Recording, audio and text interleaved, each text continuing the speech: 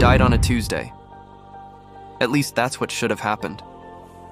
I was 32 years old, broke, divorced, and working night shifts at a warehouse.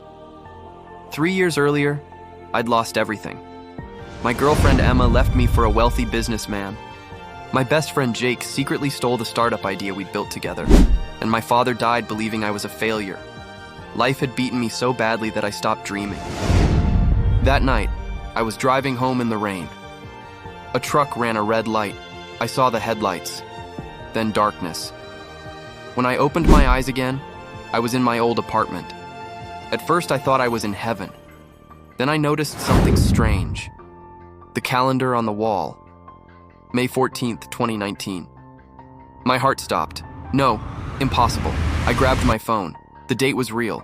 I had somehow traveled back exactly 5 years. To the day everything started going wrong. I sat on the floor shaking. I knew every mistake I was about to make.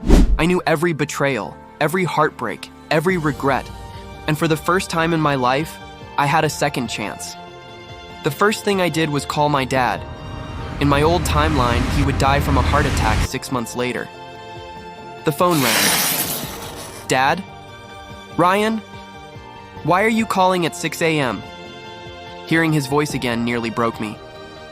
I love you. Silence, then laughter. Are you drunk? I smiled through tears. No. That day I forced him to get a medical checkup. The doctors discovered a blocked artery. They saved his life. For the first time, I changed fate. Then came Jake, my so-called best friend, the man who would eventually steal my startup idea. This time I kept everything secret. Every file, every document, every prototype. I watched him carefully, and within weeks I caught him trying to copy my work. The betrayal hurt, even though I already knew it was coming. I cut him out of my life immediately. But the hardest part was Emma, the woman I loved.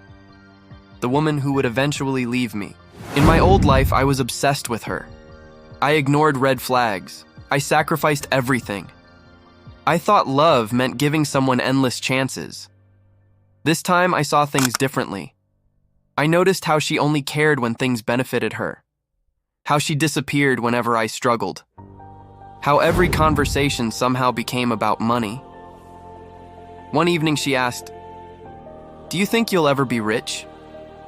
I remembered the future, the exact moment she'd leave me. And for the first time, I didn't feel sadness. I felt freedom. A week later, I ended the relationship, before she could end me. The next few years became a game, not gambling, not cheating, just knowing. I knew which companies would explode. I knew which technologies would succeed. I knew which mistakes to avoid. I invested every dollar I could save. Little by little, year after year, my bank account grew, then exploded. At 28, I became a millionaire. At 30, my company was worth over $50 million. The same people who ignored me now wanted meetings. The same investors who laughed at my ideas wanted partnerships. Life felt unreal.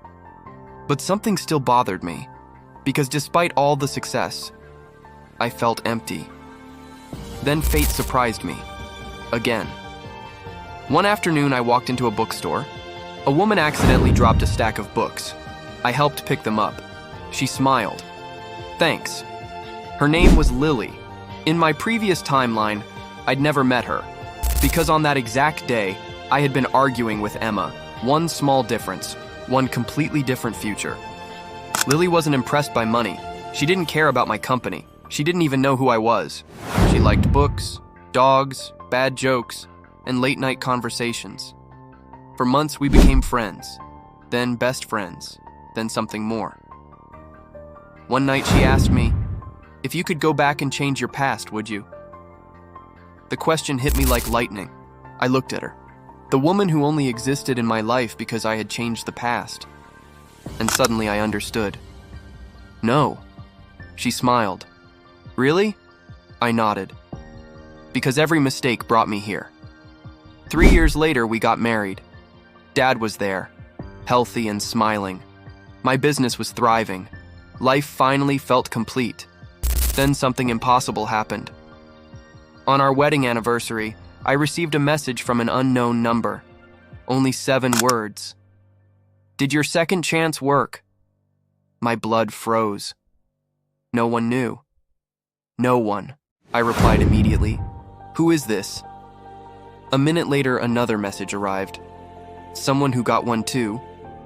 Attached was a photo of me, from the future, standing beside the crashed car, the car where I died, and beneath it was one final message.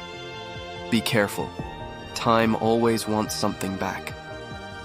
I stared at the screen, my hands trembling, because suddenly I realized something terrifying.